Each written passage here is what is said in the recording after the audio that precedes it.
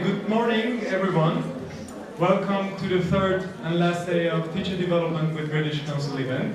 And greetings to everyone who's joining us live through live streaming. I hope you had a great evening yesterday because we had a fantastic one. We had a live music show by Jeremy Harmer and we enjoyed his music. Those of you who attended, can you please prove it? Yes. Yeah. It was a fantastic music show, and those of you who missed it for whatever reason, still you can enjoy it because Jeremy has brought his album for us, and it's available outside, so during the break you can get one of his album. Back to this session, so before again I introduce you to the session, which you may notice is different from the one which was planned. Two interesting facts about Jeremy. The first one, he is a fluent user of Spanish language, so his second language is Spanish, and he has started teaching in 1972. Raise your hand if you've started teaching in 1972. Oh, you're not born. Ah. Sorry. Okay, let's enjoy the first session for today. There was a slight change of plans. We are going to have a different topic from what we had planned. It is called What Makes Language Practice Good Practice. And in this talk, Jeremy is going to talk to us about what kind of practice is good and what's good practice designed to do. Please join me to welcome Jeremy Harmer. Good morning. Good morning. Good morning, everybody. Gosh, this is day 3, and I feel, is it strange about time, isn't it? I feel as if I've hardly been here at all, and at the same time as if I've been here forever. Does it feel like that for you?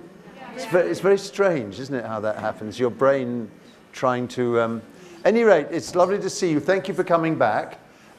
We did decide to change what I was going to talk about, partly, well, you'll see, and I hope you like what we're going to do.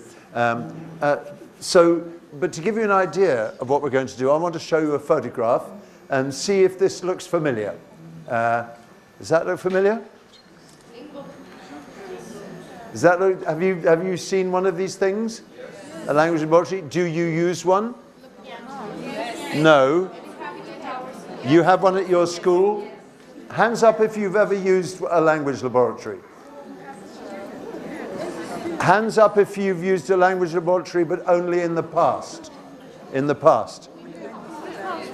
And hands up if you still use one. Okay, so for most people, language laboratories are a bit of an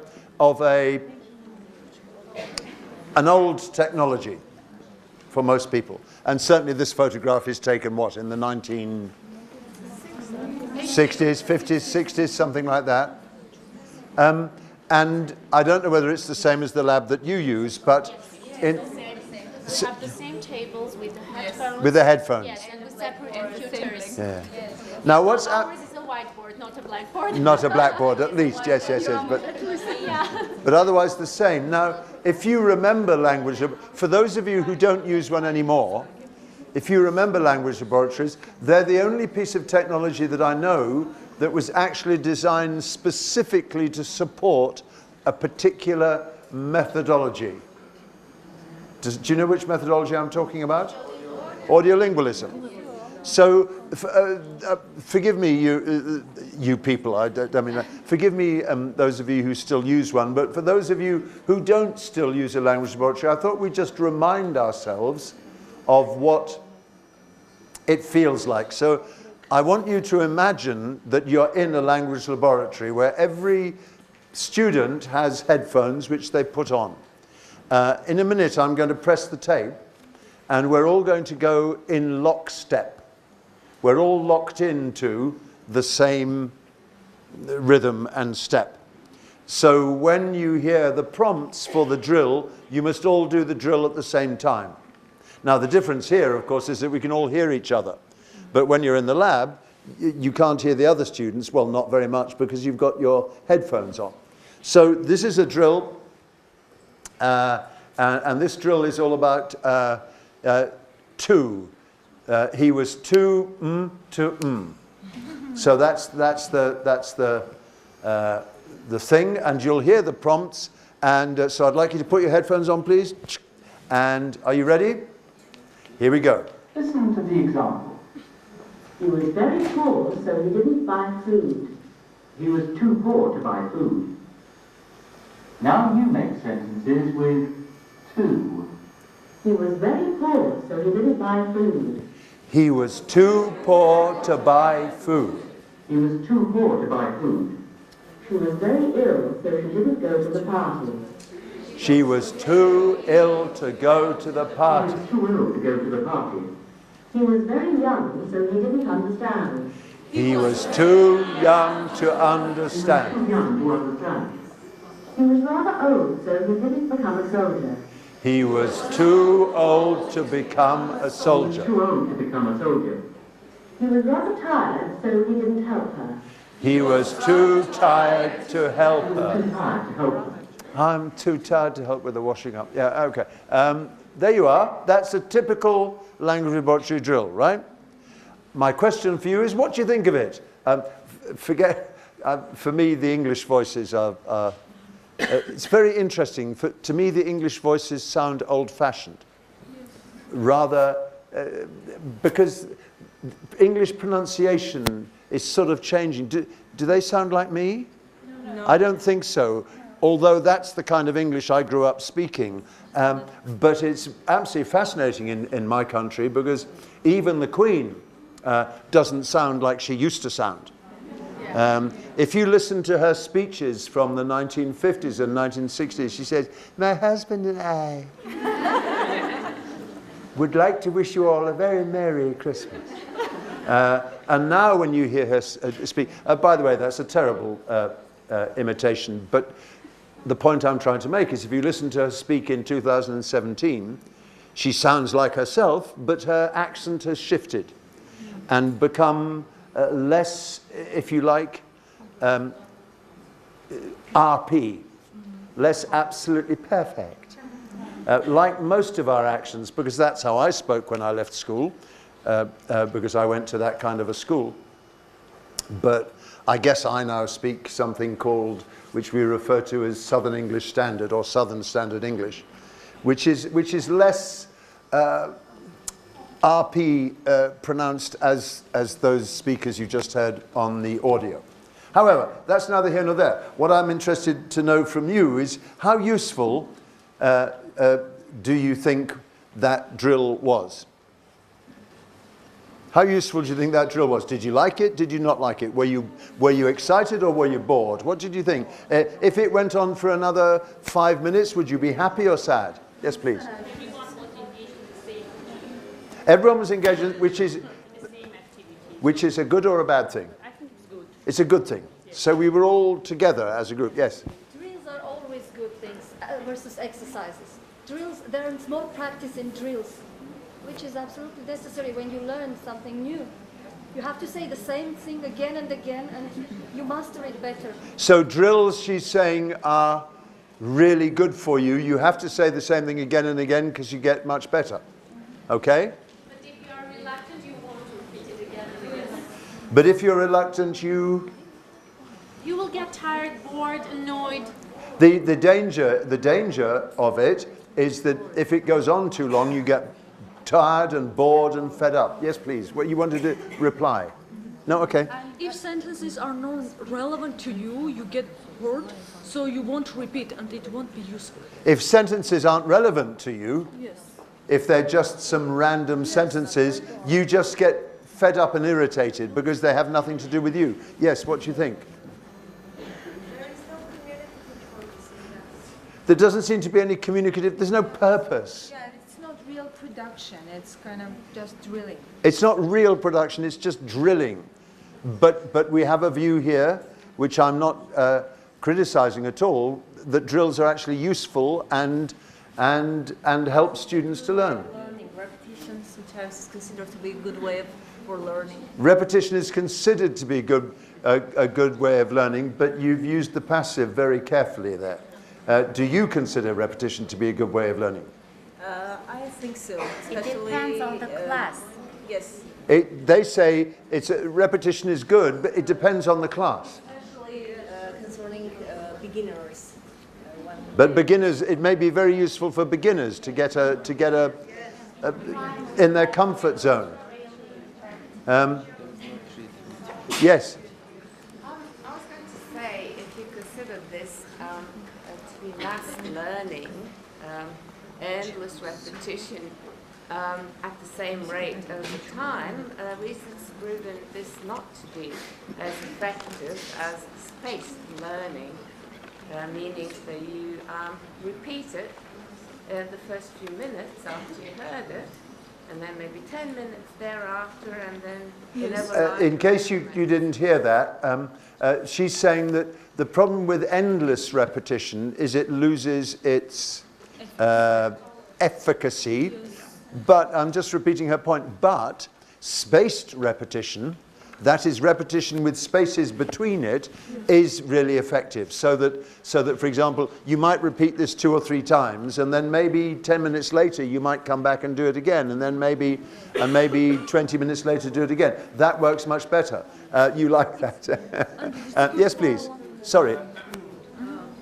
Drilling, I think, is positive in terms of teaching the form, but what about the meaning? So we've sort of pretty much matching up here. Drilling may work very well for the form, but you're worried about the meaning, about the content. Yes, please.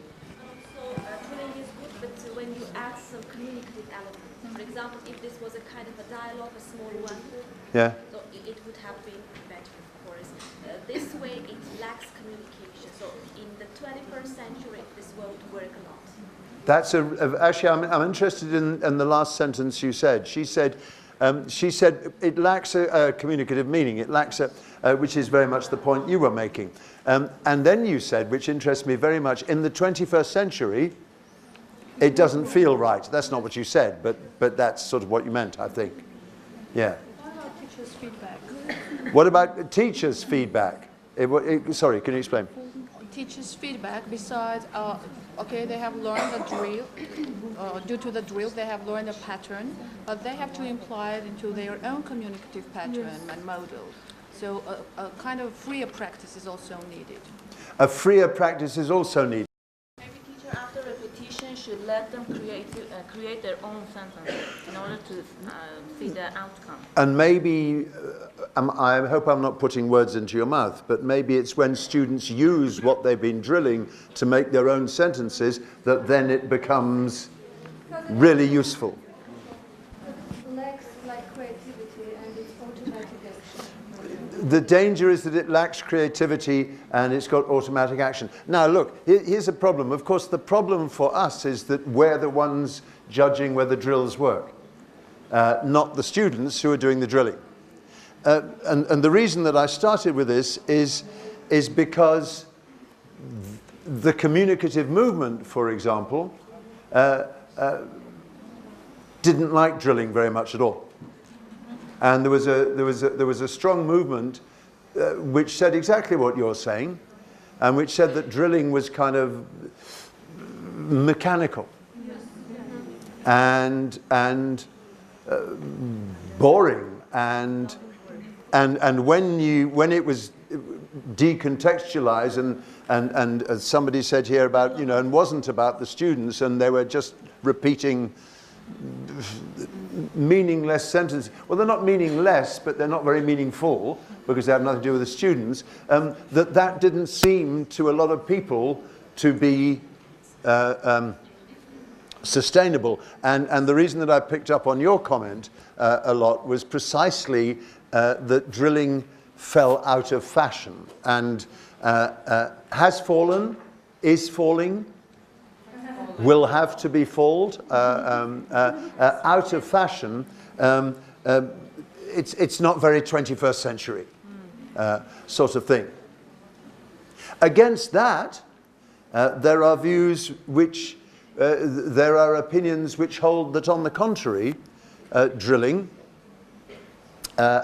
actually has a function. And you've said for beginners, you're very clear about this. And I thought I'd just show you some views of some other people you're familiar with and see what you think of that. I should say, by the way, to the people who are watching this on the live stream, hello, welcome. We're very pleased to have you with us, and join us in the room if you can, and I hope you can absorb, if you like, some of the atmosphere in this room, the wonderfully warm atmosphere we have in this room. Okay, so, for example, what do we think of drilling? Well, this is a book by Jim Scrivener, who many of you know. It's a methodology book called Learning Teaching.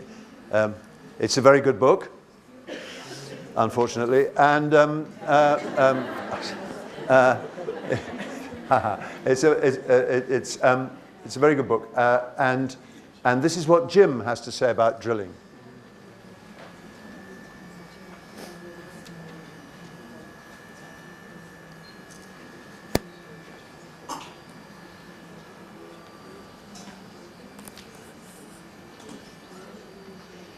So Jim is quite clear that drilling has a function, and that that in particular its function is to provoke a focus on accuracy.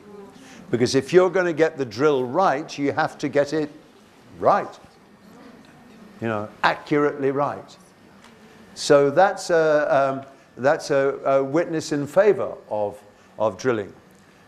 This is a woman called Judy Gilbert, who's a pronunciation expert, and she's of a, I guess she's probably at least my age or something like that, and so she grew up in a tradition of drilling, as I did, and this is what she says.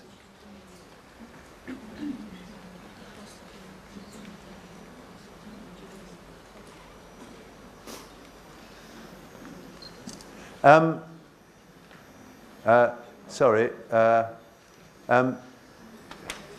This reminds me of I wrote something on my blog 2 or 3 years ago about drilling and asked people what they thought. And one woman's response was very fascinating for me. She said she really hates drilling. It feels to her very militaristic, very I can't remember the words, autocratic, and you know, and she doesn't like it at all. Her husband, she said, who had come to live in England, but who was learning English as a third language, went to these very communicative classes, but in the afternoon he sneaked off to a school called the Callian School, about which I know nothing, where they did drilling all the time. And her husband found this very comforting. Because he wasn't being asked to produce new sentences or be creative or anything else like that. He was just, he found it very relaxing and so on and so forth. I got a really good insight about this thanks to Scott, whose blog many of you follow. Do you follow his blog? I think, to my mind, it's the single best blog about ELT that I know. And Scott does this thing of every week turning his attention to something that interests him this week, and then he writes a blog about it. So when he talked about repetition, he quoted a book called The Multilingual Subject by Claire Cranch. And in it, she says this: in an effort to make language use more authentic and spontaneous, communicative language teaching has moved away from memorization, recitation, and choral responses. It's put a premium on the unique, individual, and repeatable utterance in unpredictable conversational settings. In other words, exactly like the husband I just told you about, what the teachers ask students to do all the time is to be creative and come up with new sentences. And so what do you think? What do you think? Come on, use the language you're learning creatively. Tell me what you think. We prioritize that, and for good reason. But maybe the downside of that is that we lose the value or the comfort, like, do you remember the husband? The comfort of repetition as something to help you gain in confidence, get your tongues around words and phrases and so on and so forth. And then Claire Cramch goes on to this sentence, which for me has become almost kind of iconic. There is value in repetition as an educational device. Utterances repeated are also re-signified. What do you understand by that word re-signified? Given new meaning, yes. They're given new overtones, new meanings, new heart, new implementation. New implementation. Yes, that kind of thing. And just after I'd read this, I went to the theatre in London with my sister, and we have this agreement, which is we give each other birthday presents, because we have birthdays, and so she gives me because my birthday's first, she gives me a ticket to a play for my birthday on a particular day, and for her birthday I give her a ticket to the same play in the theatre on the same day, and then we both go to the theatre together, which seems to be a good idea. And we went to see this particular year. We went to see one of the great classics of early 20th century American theatre called Long Day's Journey into Night by Eugene O'Neill. Have you ever heard about it? It's an extraordinary play. Don't go there if you're looking for laughs, because it's about a family where the mother is addicted to morphine. One of the sons is suffering from consumption. The father is a bully, and the other son wants to run away from home, and they spend about 2 hours being completely miserable. It's still one of the most extraordinary plays you've ever seen.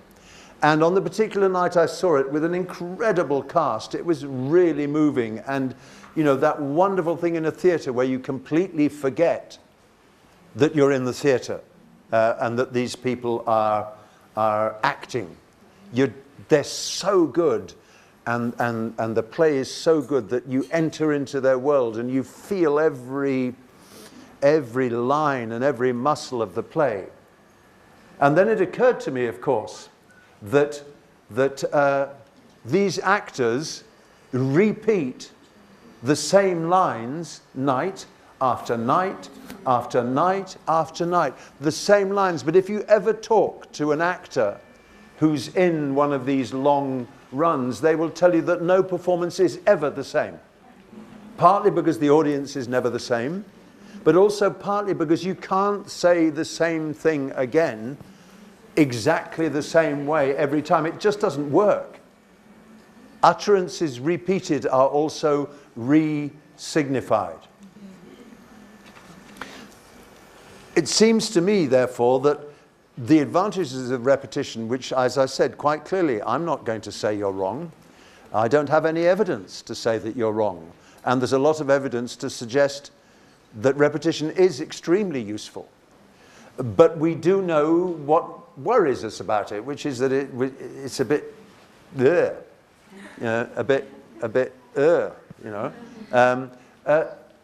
but it's a form of practice. This is what I ended up writing in the latest edition of The Practice of English Language Teaching.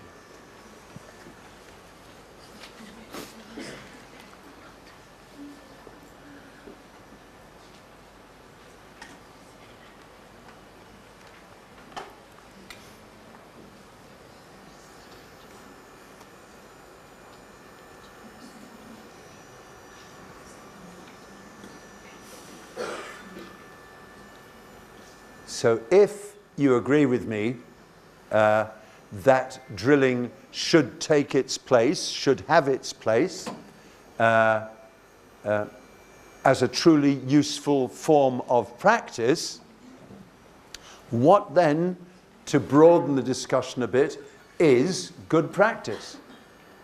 What characteristics should good practice have, which might then tell us what kind of characteristics good drilling should have? It should be spaced. By the way, spaced repetition, the whole idea of spacing, you're familiar with this? The idea, for example, if you want students to learn new vocabulary, for example, we know that spaced repetition of encounter is a key component. What do we mean by that? We mean just meeting a word 10 times will not help you remember it. But meeting the same word 10 times once, and then maybe later on, and then maybe tomorrow, and then maybe in 4 days, and then maybe in 6 days, the spacing between the repetition is part of the processing time, and that spacing helps you to remember the word. I want to know what good practice means, and I thought we could just go outside language teaching for a bit to see if that helps. For example, what's this person doing? Well, no, they're not actually playing tennis. They're practicing. They're not playing, they're practicing. They're practicing. Practicing. So what are they doing? What are they practicing? They're practicing how to serve. What do you do? Does anybody here play tennis? Yeah, so you know more about this than I do, but when you practice how to serve, what do you do?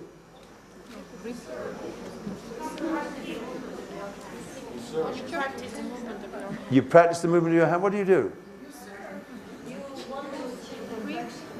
So what do you do? Exactly what do you do? You repeat it. Yeah, I need more information. What do you mean you repeat it? You do it over and over again. You do it over and over again. The same thing. Yes, Shakespeare, what? Stop. Yeah, so for me, as a former basketball player, for me to learn how to throw the ball into the basket and to make like this, to go the ball into the basket, I have to practice it more than 100 times. Because sometimes you throw, sometimes you miss, sometimes it's not. So in order to get the basketball into the basket, she had to practice throwing it in at least 100 times. But what I want to know is when you're doing that, when you're being perfection, what do you do? Try and try. Concentrate. What? Somebody used a magic word. But it wasn't that.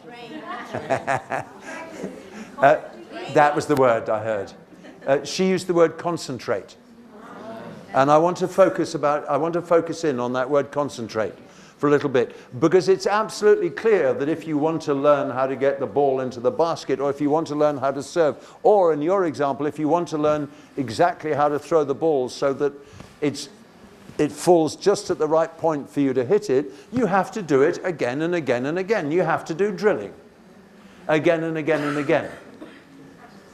But the point about doing it is, maybe doing it again and again is not enough. Maybe, yesterday, if you were here yesterday, and most of you were, yesterday, Ade told you that at the age of 43, I started to learn the viola, which is the big violin, you know. And it's true, I did. And I don't know if you've ever started to learn a musical instrument after you're a teenager or something like that. But especially if you're in your 40s, I must tell you, it's quite difficult. And the first thing, my first lesson, the teacher wrote one big word at the top of my notebook in capital letters. And it said, relax. He said, because, and the one thing you're just so not used to is this, you know, the muscles and whereas all the people I play with, they all started to play violins and violas when they were 9 or 6 or 10. So anyway, so in order to learn how to play the viola, I have a practice book, and here's a page from it. And these are just exercises, just like the serving practice or the throwing the ball practice or the in the net practice. This is not, they're not tunes, they're not melodies, nothing to perform, just relentless repetition. So what do? I stand in front of my music stand, put the viola here, and I go D, D, D, D, D, D, D, D, D, D, D, D,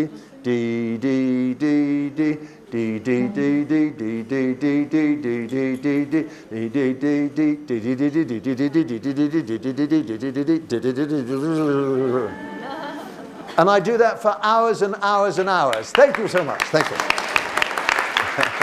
Thank you. A beautiful performance, if I say so myself. Anyway, so I stand there and I do that again and again and again and again. But the question that worries me is, how should I do it? In other words, it's quite possible for me to do it while I'm thinking about something else completely. Because it's not that difficult to do. And I can stand there and look out the window. Because after you've read the first 4 notes here, it's not like you're playing any new notes. So you just do the same. And I can look out the window and observe someone walking past in the street, or I can think of who I'm going to the cinema with this evening, or whatever, you know? Is that okay? Yes, it becomes mechanical. Somehow it becomes mechanical for you. Hopefully it becomes mechanical. It becomes a skill. It becomes automatic. Concentration is more important. Concentration Why? is lost. Because not to become it automatic, when you concentrate, you do this drilling consciously, and it is more effective. She says when you concentrate, you do this drilling consciously, and it's more effective. I decided to interview a lot of my musician friends. These are people who've been playing since they were 6 or 7 or something like that. And they teach music and so on and so forth. And they're really, really good. Whereas as a viola player, I'm not really, really good. I do it with a passion, but I don't do it particularly well. So I asked some of the people who do it well what they thought good practice looked like. And this is a friend of mine called Chrissy, and she's a teacher. She's the leader of an orchestra, which means concert master in American English. She's the sort of #1 violin in the orchestra. And she's a teacher. So I said, Chrissy, what's good practice? And she said,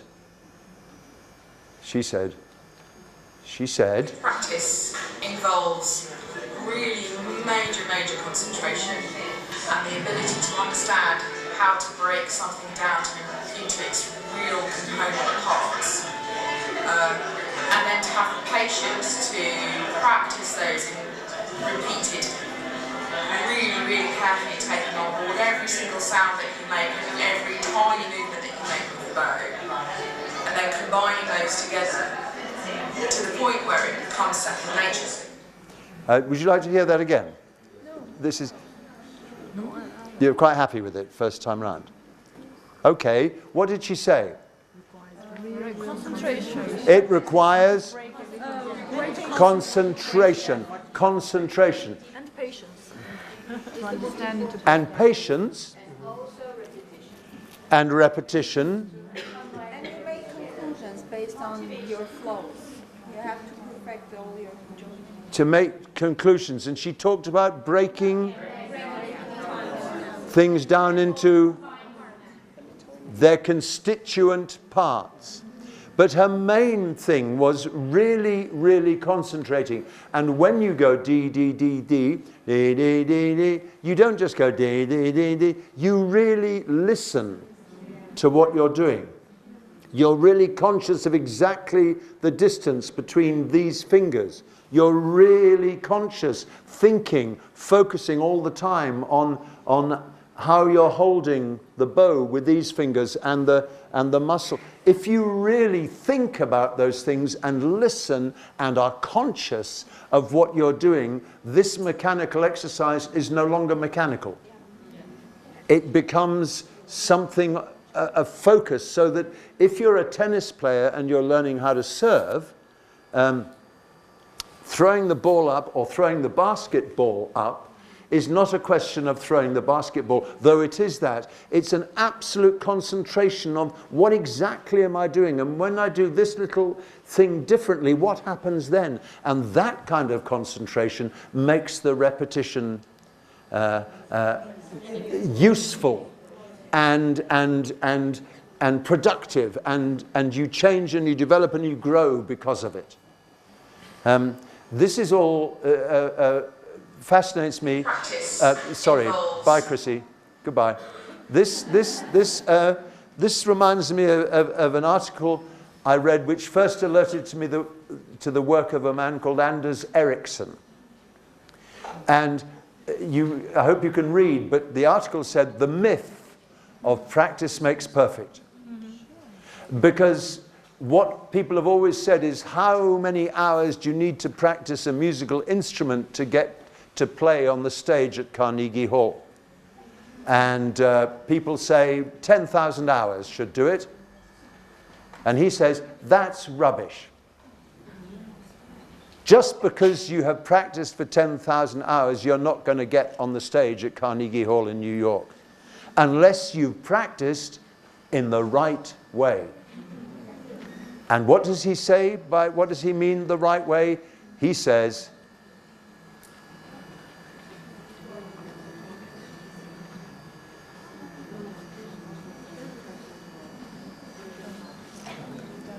and the concept that he talks about is deliberate practice. Deliberate practice.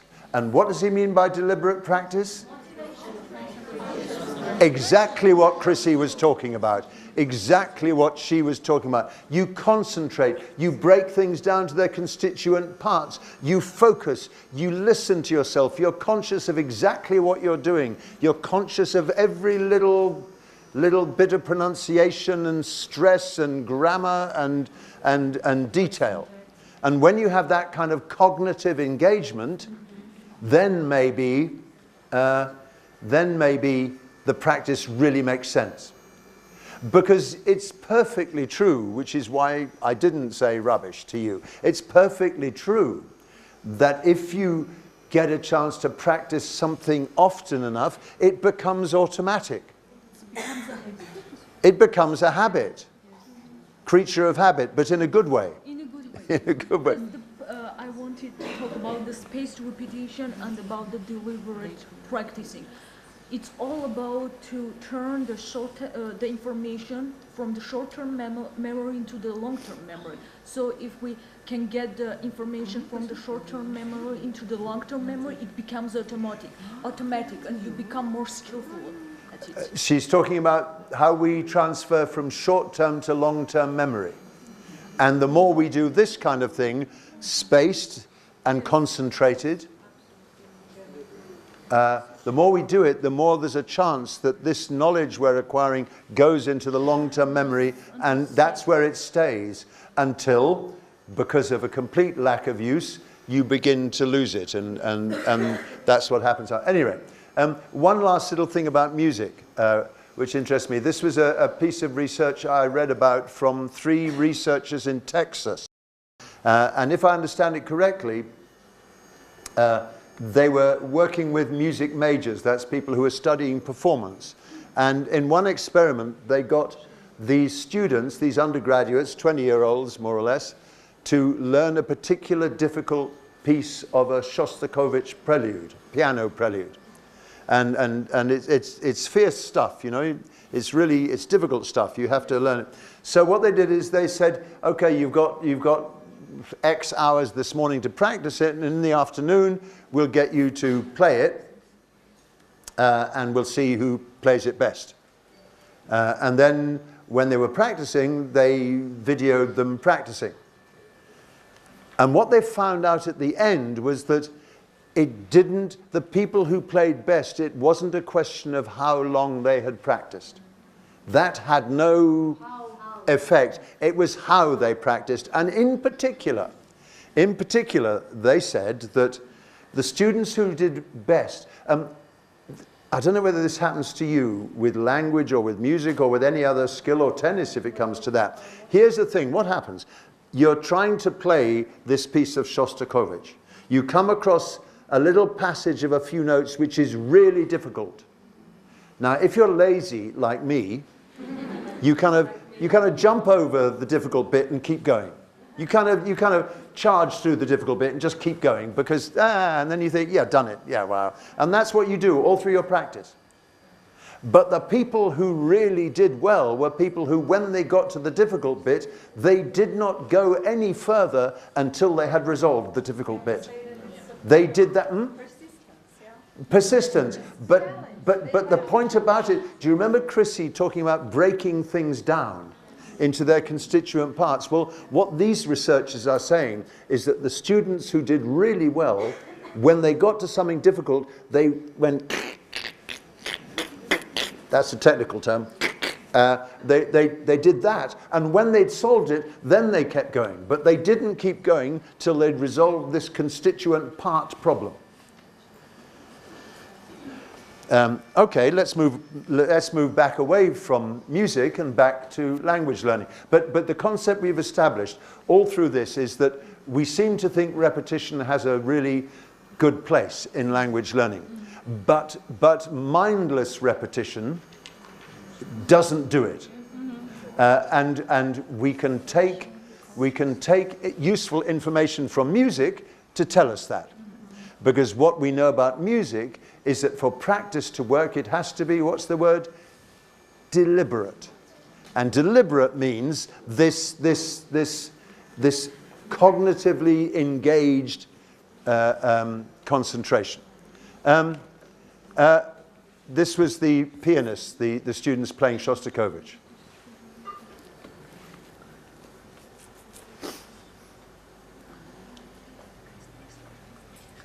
In other words, how you practice and what you do really, really matters. I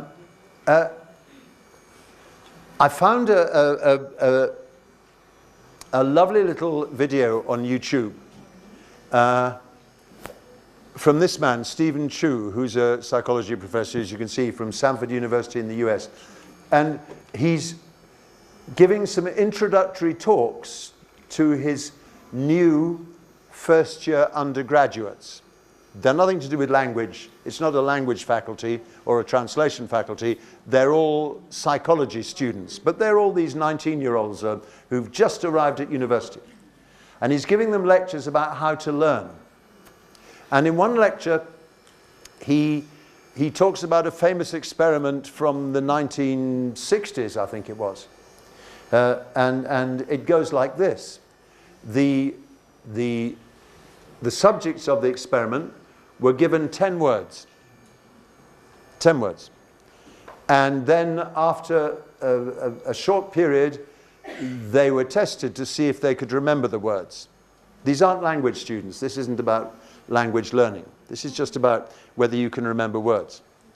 And they had 4 different variables for this experiment. Variable 1 was that they told the people nothing. They just said, here are some words, read them. And then after a short time, they asked them which words they could remember. Variable 2, they said, here are 10 words, and in minutes, we're going to test you to see how many you can remember. Variable 3, they said, here are 10 words, and I want you to notice which of the words have the spelling IE. And variable 4, here are 10 words, look at the list and decide which words you like. Okay? And then they compared the results when they asked the people if they could remember the words. Which of those variables do you think had the most beneficial effect on memory? The last one. The last one. Yeah, you see, this is really interesting because I want to agree with you because my natural inclination would be to say, of course, if you know you're going to be tested, you learn better. But in their experiment, by the way, this is a little experiment. This doesn't mean this is how the world goes. It's a little experiment. But it just so happened that in their experiment, the difference between 1 and 2 was there was no difference. The only one that really worked was number 4. The idea that you had to read this list of words and decide which ones you liked. And that had an effect. So what this leads him to suggest in this little lecture is that there is a difference between deep and shallow processing. That it has something to do with heart. I mean, to use a rather silly phrase, but I'd like to stay with that because it's shorthand. Something to do with heart. If you get the heart involved, you've got a chance of remembering things. Now, what he says is that when the one group was told to look at the words and find words which have the spelling IE, there's nothing very deep about that. It's rather shallow, superficial. But when you say which words do you like, it's deep. Those pleasant words, I'm sorry, it's not very clear, is it? But the point he clearly makes is what you think about while you learn really matters. Nearly finished with what people say about practice, and then I want to show you some examples and you can tell me whether you think they work. I just went to two methodology writers, other ones who are also good. That's the way it goes, unfortunately.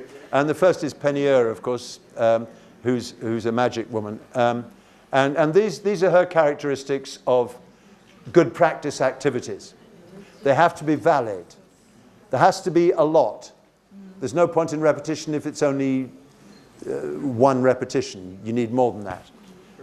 They need to be oriented towards success. The whole point of them is students should be successful. They need to have heterogeneity, which I believe she means, by which I believe she means that they need, a practice activity works if you can use it for a number of different things. It's not just the present perfect or something. And a practice activity needs interest. And some of those things are some things we worry about. The interest one, for example, validity. You know, how valid is a drill? Scott again, these are his characteristics. He says a drill, and somebody said, talked about communicative. He says a drill should be genuinely communicative.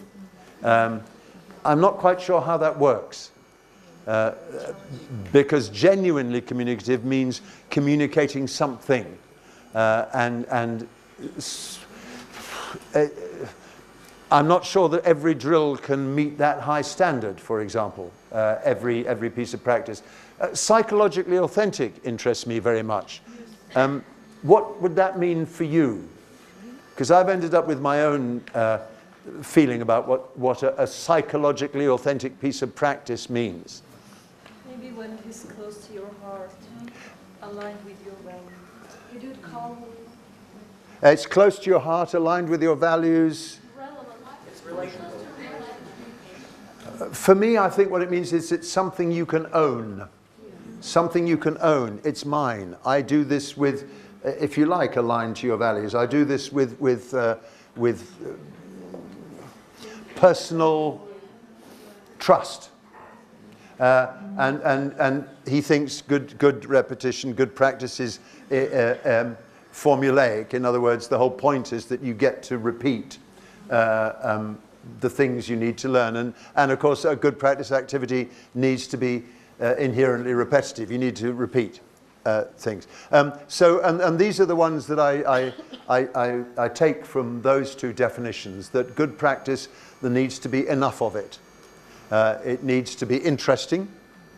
It needs to be psychologically authentic. In other words, you can own it. It sort of aligns with your idea of how the world works. And there needs to be lots of repetition. Psychologically authentic, it needs to have heart, to use that technical term. So there we are. Is there anything else you want to say about a good practice activity?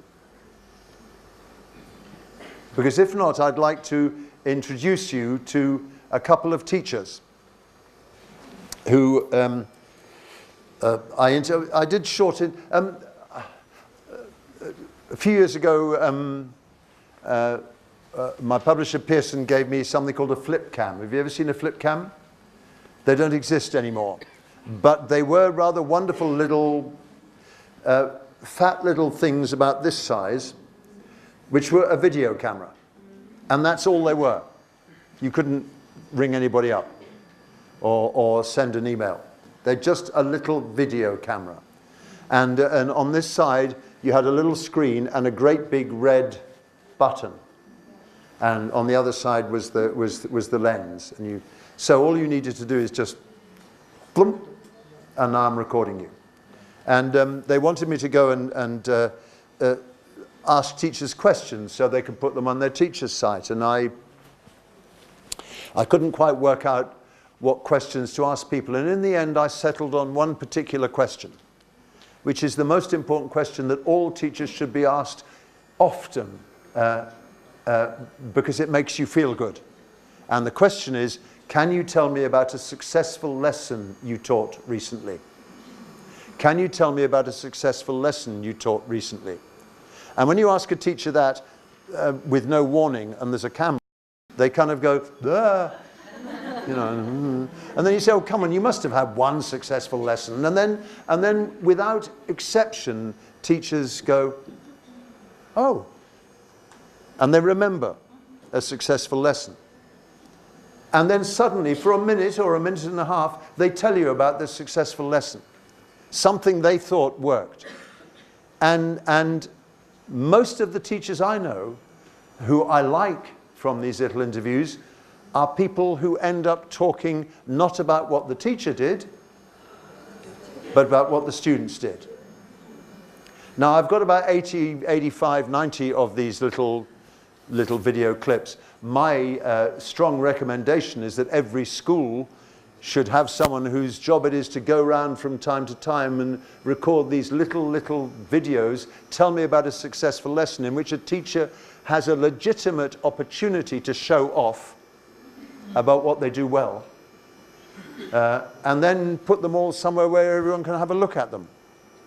Because I have a suspicion that we're all very good at talking about what goes wrong and moaning about classes that don't work and the students who've been badly behaved, and we're all very good at that. But what we're not so good at is actually showing off about the things that went well. And that's partly because we're reasonable human beings. Nobody walks into the staff room and says, hi, I've just taught a fantastic lesson, yeah. Because that's not the way to make yourself hugely popular. But the fact is, celebrating our success is a vital part of the teacher's own sense of self. And we need to have opportunities to celebrate success, not just become preoccupied with problems and so on. So it's a lovely question to ask people. And if you can get on film these little clips, so much the better. So the first teacher you're going to meet is a teacher who does, she's talking about controlled practice. And her name's Andrea, and she's from Bucharest in Romania. Here she is. And one activity that was particularly successful was an activity for the first conditional. I showed them a picture of a man sitting in a pub, and we first talked about the picture and what is the man doing, what's his name, how do we call it, how should we call him, stuff like that. And then in groups they were supposed to write first conditional sentences in order to make a story. If he keeps on drinking, he'll get drunk. If he gets drunk, he won't be able to go home. If he doesn't get home, his wife will leave him, and they had to continue the story. And at the end we had 4 stories, all of them tragical, and they thought it was a lot of fun. They just liked it. Thank you very much. So does that satisfy the kind of criteria we've been talking about for good practice? Yes. And if so, why? It's to use Scott's term, it's inherently repetitive. Hmm? And there is some creativity involved. And by repeating, they master that structure. And by repeating, they do exactly what she wants. By the way, what I like about this activity is there is space. In other words, you don't just repeat, repeat, repeat. You have to think. You have to think before you produce the sentence. And finally, the sentences they create may be funny, and it can be sticky too. They can be sticky. They can stick to you. Yes. Thank you for that word again today. They can be sticky. They are curious. And there's some curiosity involved, some concentration. Yes, please. And it also involves listening, because you listen to your friends. You listen to. What they say. So it involves some listening. There is a motivation to see what will be at the end of the story. And you used, it's a motivation to see how the story is going to end. And you used the word creativity. I want to come back to this word heart. There's some emotional investment, because in the end, the sentence I'm repeating, I believe that. If the sentence I'm repeating is one that I have made up, that I own. I can own the sentence. It's got a little bit of heart in it. I don't want to exaggerate, but I'm going to. It seems to work as an activity. So what starts out as a simple first conditional drill, da da da da da da da da da da da da da, becomes something a bit more. Besides, it's a good group work. It creates some sense of camaraderie, cooperation. Yeah. I don't know if you hear that. It has the function of helping to cement the group relation. Yes. And also the images are very helpful. The students think that this person really exists, and they think and describe. So there's an image. They have an image in their heads to help them think of how this person this person really exists, sort of thing. Yes. To speak the truth, I had the same experience, and I consider all my students to be perfect filmmakers. They are ready-made filmmakers, and their imagination really flies out of borders. She considers her students to be kind of ready-formed filmmakers, and they have these creative ideas. You wanted to say something.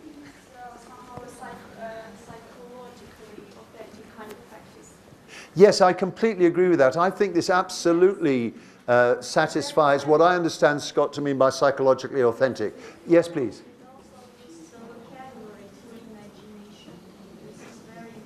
Say it again.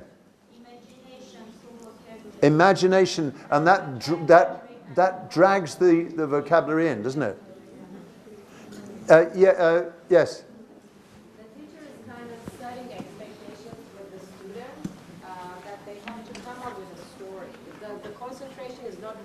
On the structure of first conditional, but rather the story. So the concentration is on the story, and it's concentration, and it's not really on the first conditional. We'll discuss that in a minute. And there is some kind of a sense of achievement, especially if you come up with a sentence, that makes people laugh or something like that. Have you used this kind of chain drill before? Yes. And so when we discuss repetition and people say, I don't know about repetition. Well, if that's the kind of repetition we've always been using, it's always been rather a good kind of repetition, because it does work in that sense.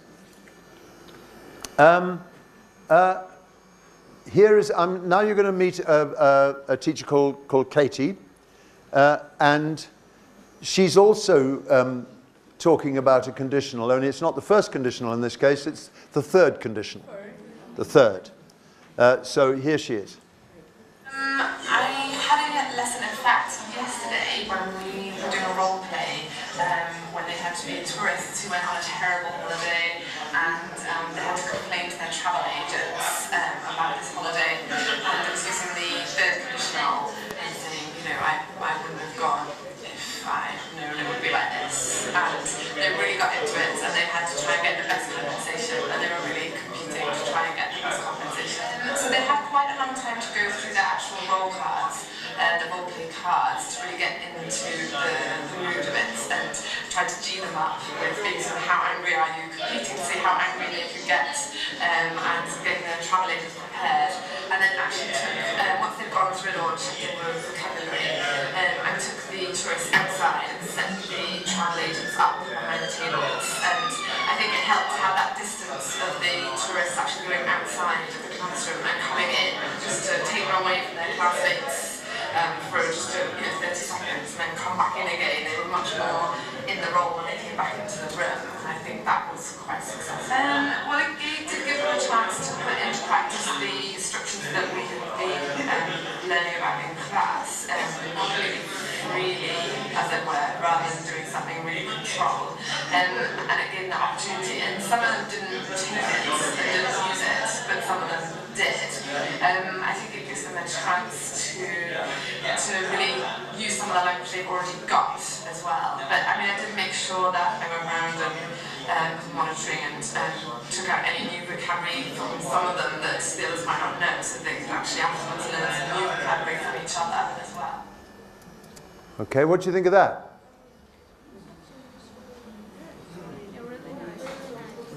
It seems very nice, doesn't it? And so she got the students to act out a travel agent and a customer, and they were complaining, and she set up tables to make it feel more authentic, and the students seemed to enjoy it. According to her? Yeah, they seemed to have a really, really good time. There is a role play.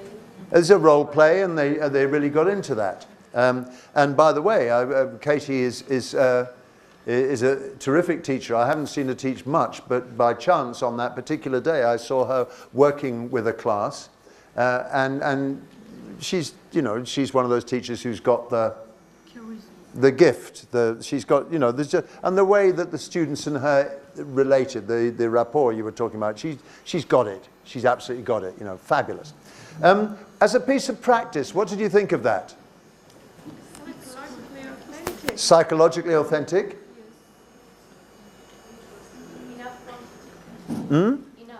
Well, now that's a really interesting issue. What did she say about, what was the language they'd been learning? The third conditional. And what happened during the role play? They had fun. Yes, they did have fun. What happened to the third conditional?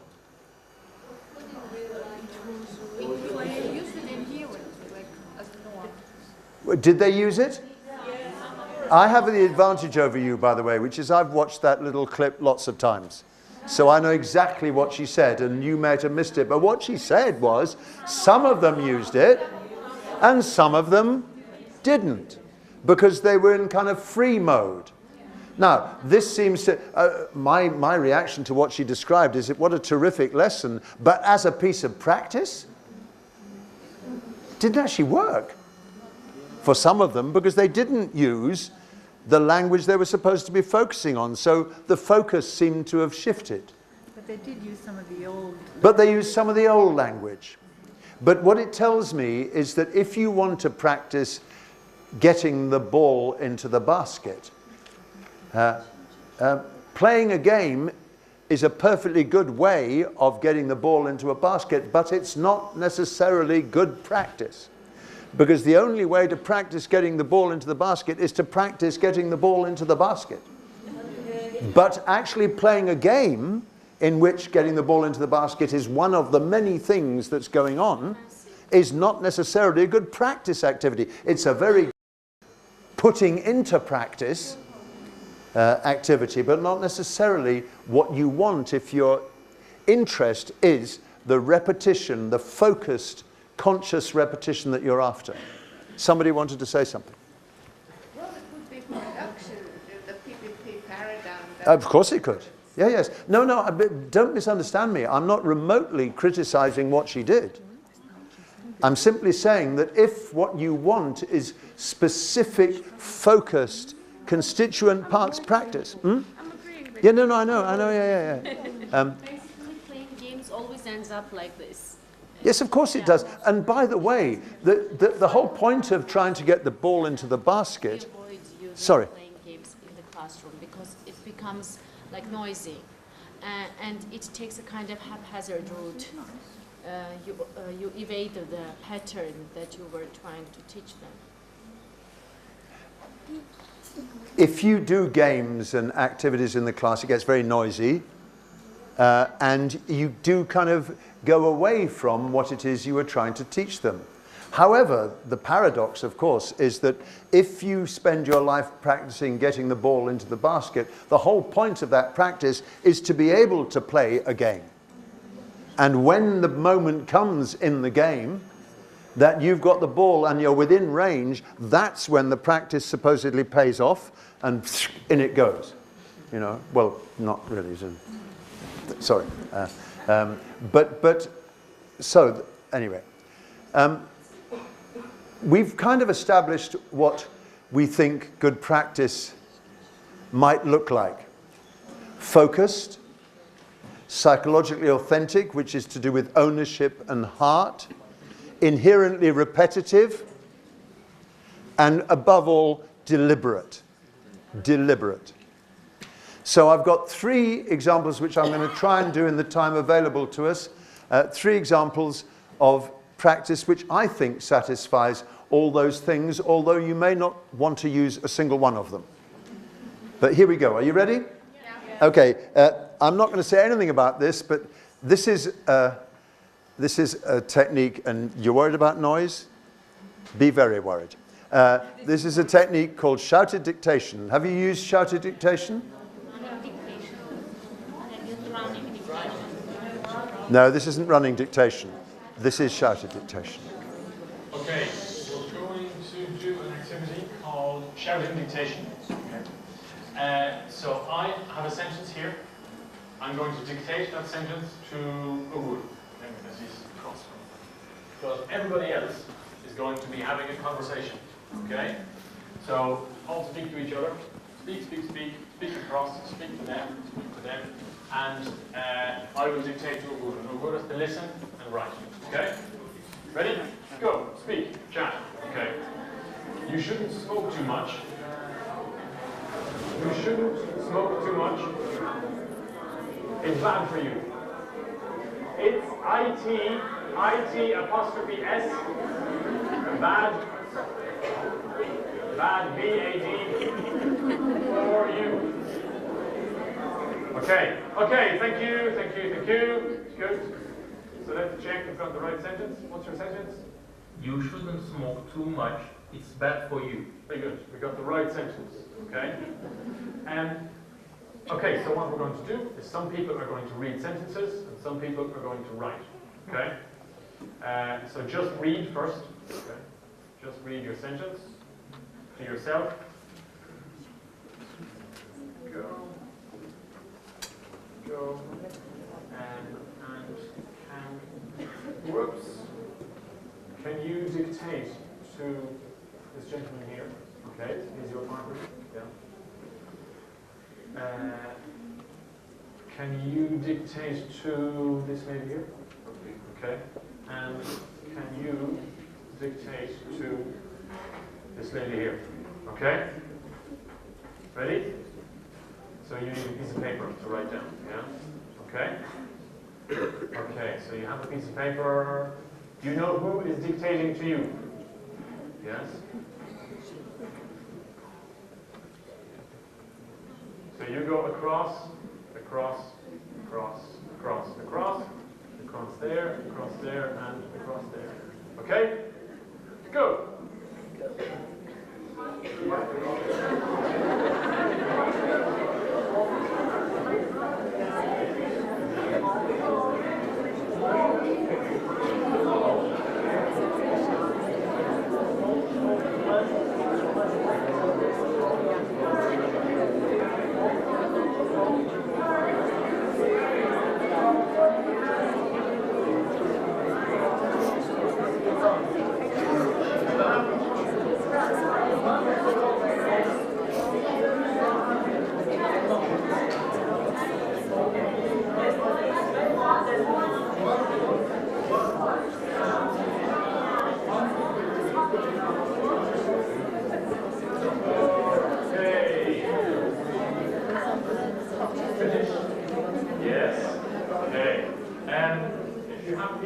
paper, move and check. Yeah, move and check. Yeah. People writing, sit down, they will come to you. Okay. Well then, what do you think of that? Did you enjoy that? Would you use it? No, yeah, no.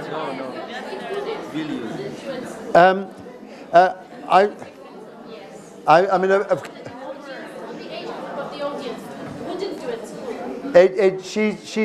she, of course, the problem about games and things like that is they're really noisy and it's chaotic and things like that. Am I suggesting this is a regular way of practice? Of course not. But do it once in a semester or something, or twice, it might be really good fun. What fascinates me about it is that in the most bizarre way, it seems to satisfy all the criteria we're talking about, even though it shouldn't, but it sort of does, which is it's inherently repetitive. You get to repeat a sentence again and again and again. And lots of concentrations going on because the person trying to hear has to concentrate. The person dictating has to concentrate in getting the message across. And they repeat, and everyone's kind of involved. It has some ownership and heart involved and things like that. So let's be quite clear. I'm not saying, yes, please.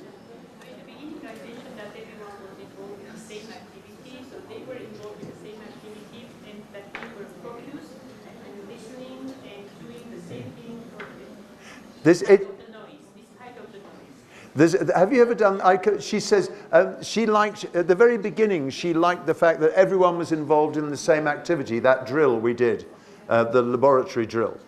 And this has the same, and you were talking about sort of group cooperation and cohesion, and this is kind of the same. I mean, actually everyone's divided into pairs, but there's something kind of rather wonderful about the fact that everyone's in this ridiculous situation together. Now look, as I said, please don't misunderstand me. I'm not saying this is the most fantastic activity you've ever seen and please will you always use it in your lessons. Of course not. But it's just a little example of something rather unexpected if you haven't tried it before, which kind of, yes please. As far as noise is concerned, I would like to say if it's English noise, then it's okay. Like they are speaking English, then it's fine. Did you hear that? She said, as far as noise is concerned, if it's English noise, it's fine. I think that's really good. I think that's lovely. Yeah. I think that's lovely. Okay. How am I doing for time? I'll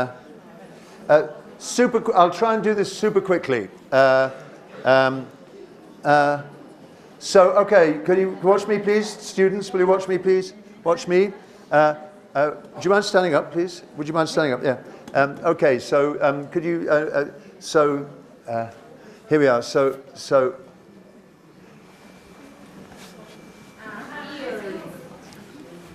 what am I saying? Well, yes, she's great, but I'm not saying that. No, I said, what am I saying? I'm not just saying earrings. I'm saying, what am I saying? I'm saying those. What? Yeah, I like your earrings. Yeah, no,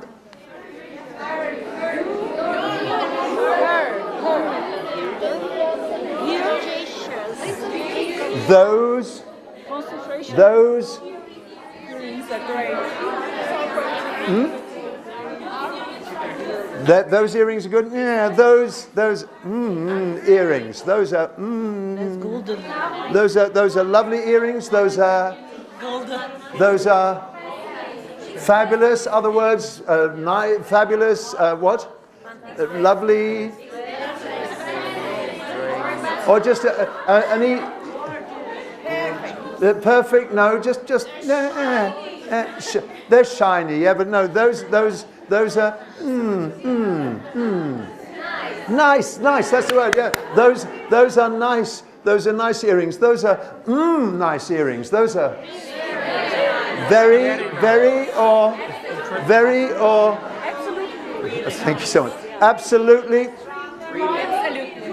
Really, thank you, thank you. Those are really nice earrings. Everybody? Those are really nice earrings. Everybody? Those are really nice earrings. Thank you. Yes, please? Those are really nice earrings. Yes, please? Those are really nice earrings. Yeah, please? Those are really nice earrings. Yes, please? Those are really nice earrings. Good. And then she says to me,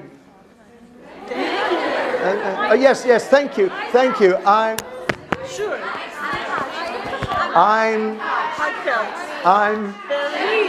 pleased.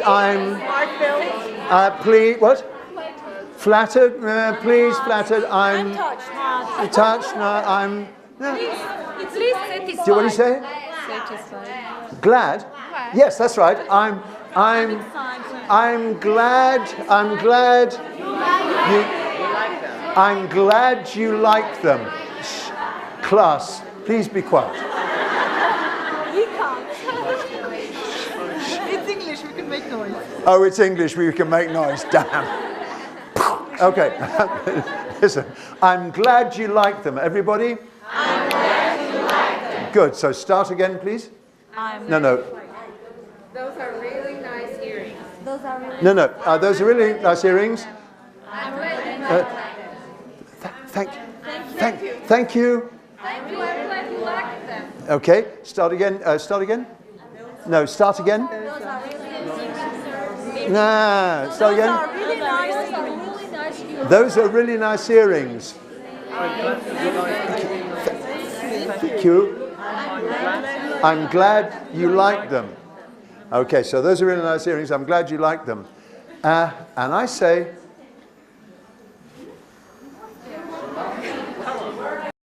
where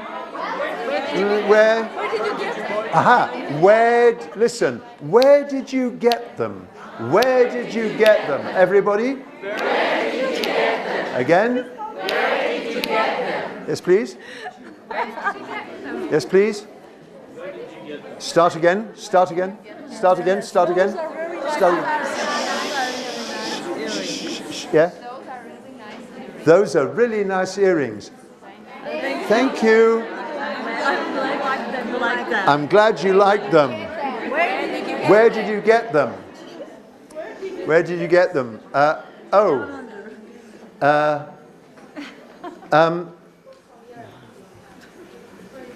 Like a present.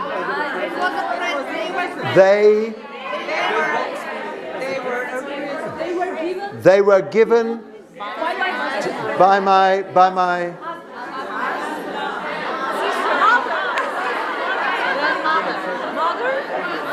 mother, godmother, mother, sister-in-law, mother-in-law, mother-in-law. What? Husband's present. They were my husband. No, not my husband. Husband?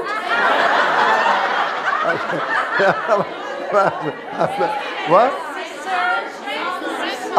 Listen. I'm having a real problem. I'm having a real. Thank you. It's very kind. I'm having a real problem. Can anyone tell me, how do you mime the word aunt? So, they were given they were given to me by my aunt. They're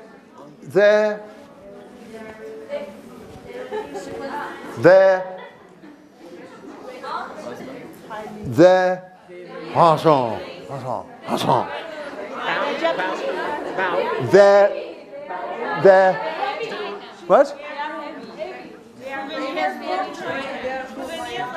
Oh. Japan.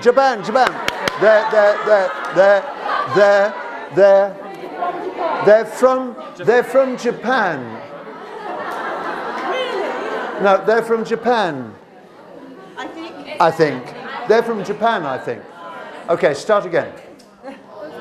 Those are really nice earrings. Those are really nice earrings. Thank you. I'm glad you like them. Where did you get them? Where did you get them? They were given to me by my aunt. They're from Japan, I think. And then I say to her, well, I think,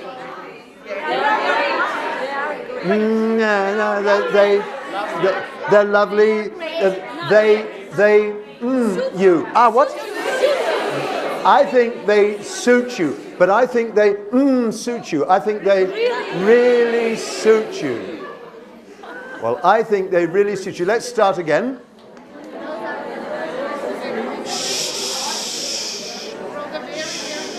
Noisy class.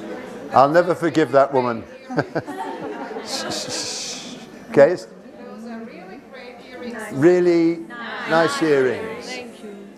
Thank you. I'm glad. You like them. Where did you get them? They were given to me by my aunt. They're from Japan, I think. Well, I think they really suit you. Okay, well done, dear students. There we are. Oh, I'm sorry, I've got it wasn't they were given, I was given them by my aunt. I was given them by my aunt. So there we are, dear students. We've sort of got the dialogue. It's a bit of a mess. What I'm going to get you to do now is to repeat the dialogue absolutely perfectly. Are you ready? Yeah. Are you ready? Here we go. I must get out of the way of the screen. Here we go.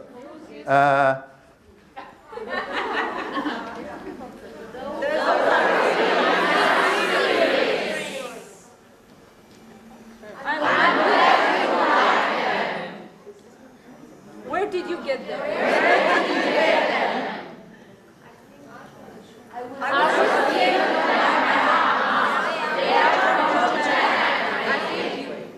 I think they should just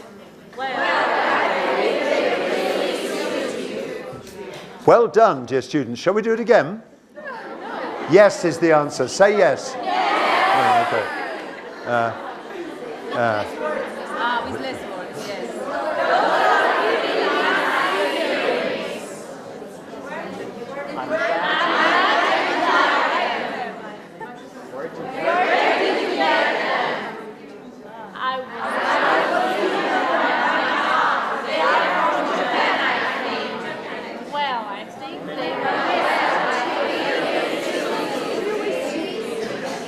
And so on and so forth. Look, that's a technique as old as the hills.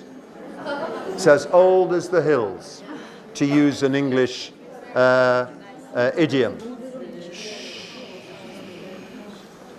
But it's a demonstration. It's not my idea. And many of you have, I call this disappearing dialogues with added value.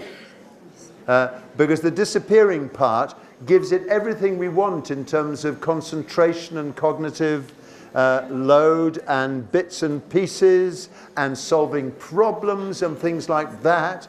And gradually, as you remove word by word the props, the student has to work harder to get what they want.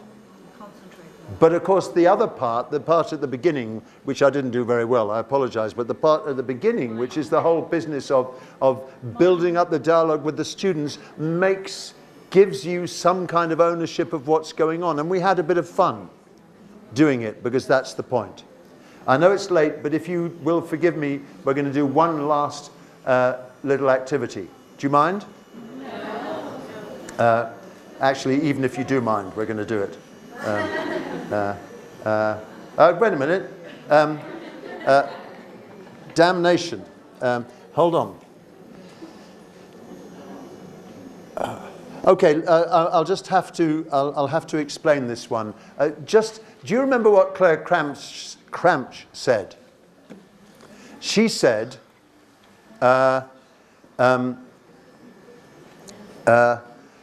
items repeated are also items re-signified.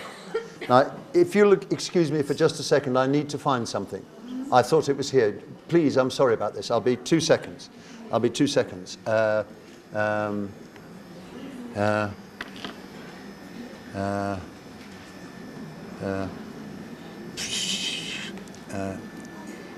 Oh, rubbish. It must be here somewhere. It must be here. Please, please, please, please, please, please, please. Ah, yes. Good. I found it. Yeah.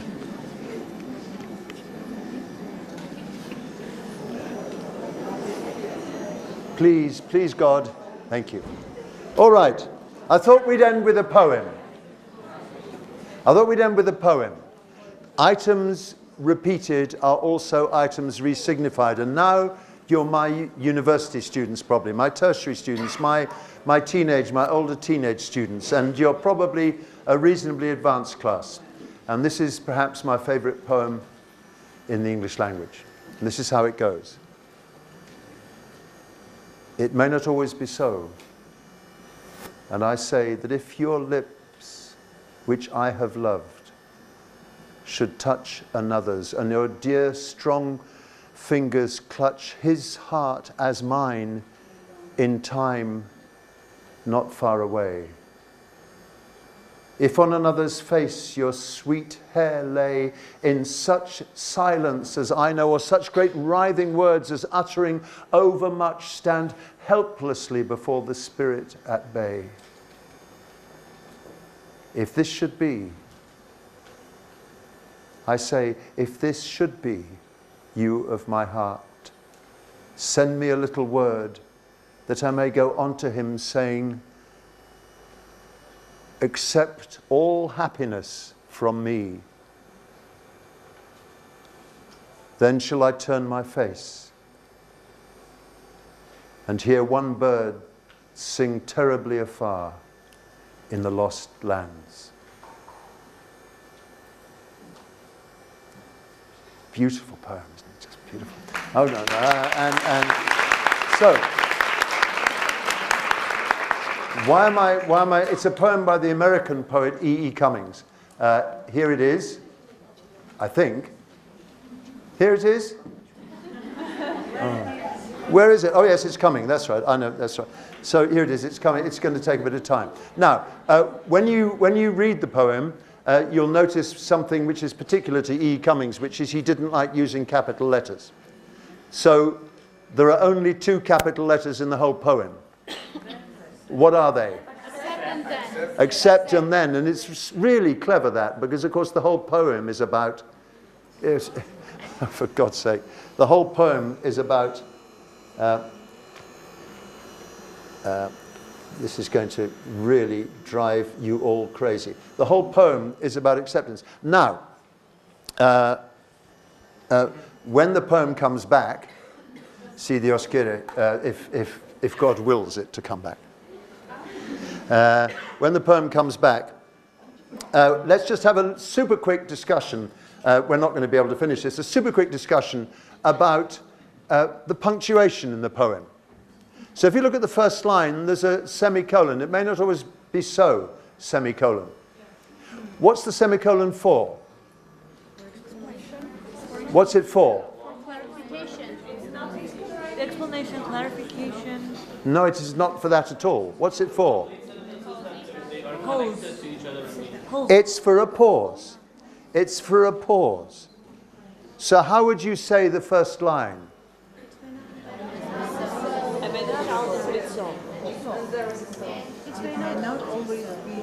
It may not always be so. And I say blah, blah, blah, blah. In other words, the whole point about a semicolon is just to give a little bit of a... So that it's not like a full stop. It may not always be so. That's not what it's for. It's for a little break. It may not always be so. But we've had a little break. What about the commas? That if your lips...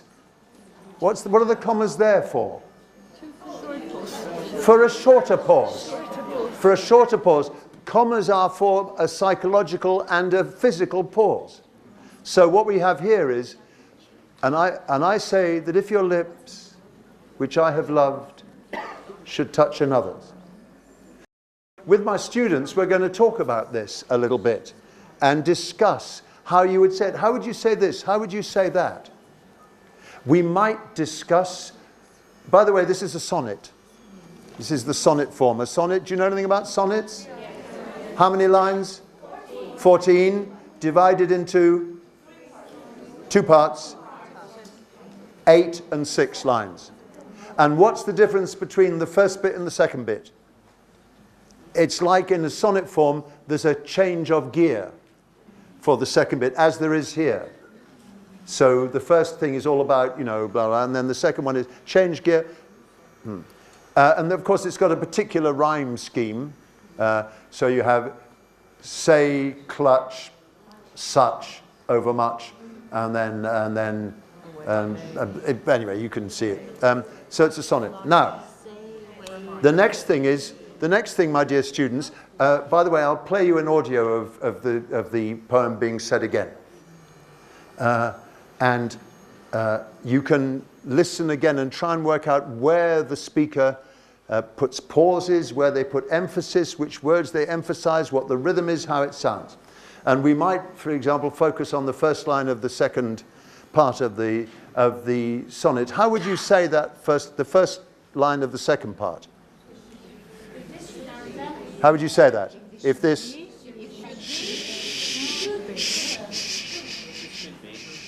Yes, please? If this should be, I say, if this should be.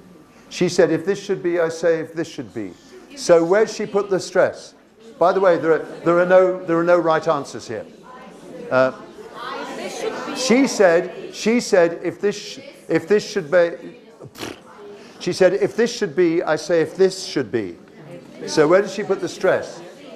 This. She says, if this should be, I say, if this should be. In other words, so what she's decided to say, what she's interpreted the poem to say, is we're talking about this situation.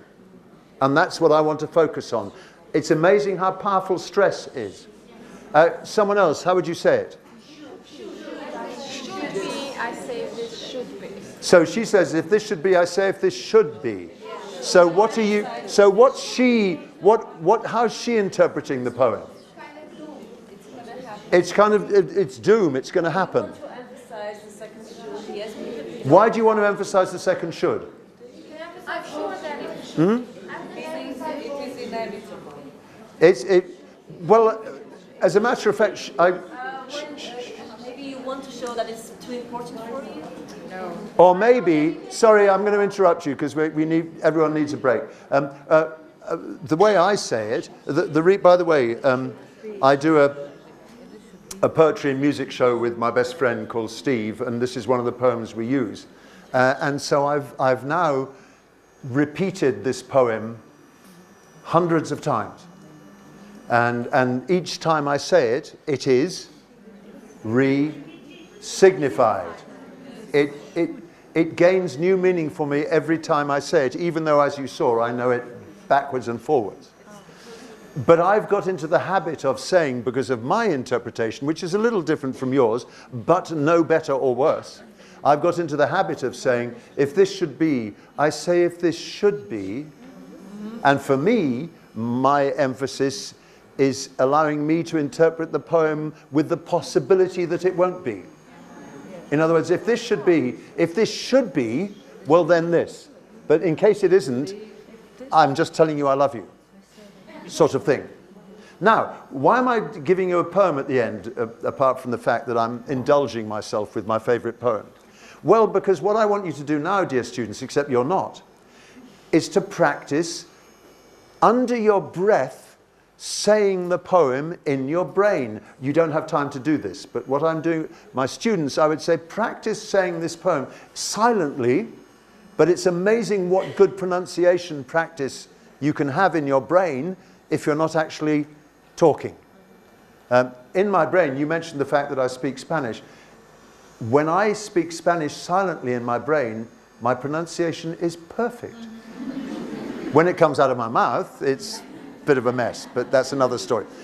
So I get my students then to try and say the poem beautifully, dramatically, lovely, you know, in their brains. Then I get them, just all of them at the same time, to mumble it aloud. Then I get them to say it to each other. Then we go back and analyze it a bit more. And finally, I get the bravest students in the class to stand up and perform it. Is that a waste of time or not? No. And the answer is, I don't think it is.